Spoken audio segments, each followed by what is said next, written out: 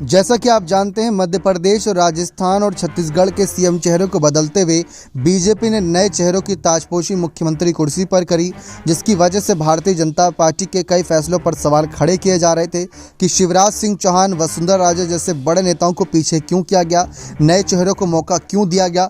अब इसी सब बातों पर प्रधानमंत्री नरेंद्र मोदी ने चुप्पी तोड़ते बड़ा खुलासा किया।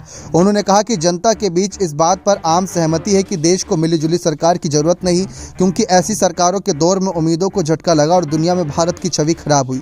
भाजपा की ओर से 3 प्रमुख राज्य राजस्थान, छत्तीसगढ़ और एमपी के मुख्यमंत्री के रूप में नए चेहरे सामने लाने पर भी उन्होंने बयान दिया।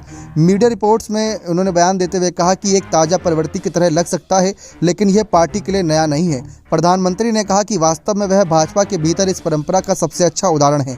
मोदी ने कहा कि जब वह गुजरात के मुख्यमंत्री बने तो उनके पास कोई पूर्व प्रशासनिक अनुभव नहीं था और वह विधानसभा के लिए भी निर्वाचित नहीं हुए थे।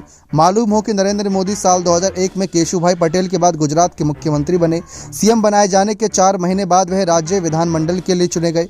पीएम मोदी ने कहा कि आज अधिकांश दूसरी पार्टियां परिवारवाद और कहीं ना कहीं उन्हें यह लोकतांत्रिक मंथन कठिन लगता है, यानी कि सभी परिवारवाद की ओर बढ़ रही हैं। पीएम नरेंद्र मोदी ने कहा कि भाजपा कैडर आधारित पार्टी है जो एक स्पष्ट मिशन से प्रेरित है। इसमें एक ही समय में नेतृत्व की कई पीढ़ियों को लेकर साथ चलने की क्षमता है। ये पूछे जाने पर कि भाजपा किसी भी बड़े दक्षिणी और पूर्वी राज्य में शासन नहीं कर रही है, प्रधानमंत्री ने देश में पार्टी के बढ़ते जनाधार की ओर इशारा किया और कहा कि देश का कोई कोना नहीं है जहां हमारी पार्टी का समर्थन नहीं मिल रहा हो।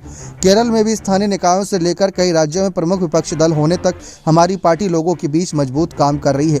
प्रधानमंत्री ने कहा कि भाजपा 16 राज्यों में सत्ता में है और 8 में प्रमुख विपक्षी दल है। पीएम मोदी ने कहा कि भाजपा 6 पूर्वोत्तर राज्यों में सरकार में है, जिनमें मुख्य रूप से ईसाई बहुल नागालैंड और मेघालय शामिल है।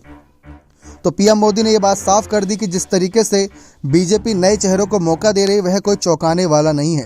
तो जो शिवराज और वसुंधरा और रमन की कहीं ना कहीं तरफदारी कर रहे थे कि इनको सीएम क्यों नहीं बनाया गया, वह तो काबिल नेता थे।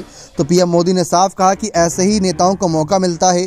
अगर एक ही चेहरे को बढ़ाते रहे तो परिवारवाद का टैग पार्टी पर लग जाएगा, जिससे हमें बचना है। बने रहे चैनल के साथ। बहुत बहुत धन्यवाद।